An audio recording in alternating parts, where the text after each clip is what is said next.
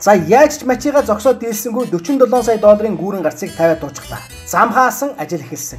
Ер нь энэ олон нийтэд үзүүлээд байгаа график видеонд бас нотой. Хар хурдаараа давхсан машинуудад зэрэлзээд байхаас биш өмнөхтэй нь харьцуулсан. Ингэсэн төгжрөл тэгж ингэж буурна гэсэн тооцоод яг нам байхгүй. Хамгийн ноцтой нь өнөө уршиг сандуугийн Home Plaza талаас нь үзүүлсэн видео ганц жалга. Одоо хаачхад байгаа уулзрыг харуул өнөө мундаг гүүрэн дөнгөж фризер даваад Home Plaza хүрэлгүй сараал хорооллын уулзар хүрээдэл дуусах юм байна. Тэгэхээр яг л өнөөдрийг шиг гүүрэн дээрээ таг төгжирнэ гэсэн үг болж таарлаа. Тэр том гүүрэн дээгүүр жирэлтэл давхилсан машинууд хаашаага бууж шингэв тэгвэл энэ талаар Улсын хурлын гишүүн Ганбаатарч хэлж байсан. За энэ бол зөвхөн төгжрөл талаас нь харахад ийм ноо бай. Ер нь бол төгжрөл арилахгүй гэсэн үг л дээ. За нөгөө талаас нь асар их мөнгөний асуудал босч ирлээ. Нийслэлийн автозамын хөгжлийн газрын видео танилцуулгыг харуул тэнд 470 м гэсэн тоо дурайж байгаа. Энэ нь нөгөө гүүрний урт бололтой. Нилээ мошигралдуул тойруулж баймаа чинь 470 м урт болгож байгаа юм шүү бас. Ер нь бол хагас километр ч хүрэхгүй богинохон гүүрэнд 47 сая доллар зарцуулах юм байна. Энэ нь 1 м тутамд 100 мянган доллар, 10 м тутамд 1 сая доллар зарцуулна гэсэн үг болж таарнаа.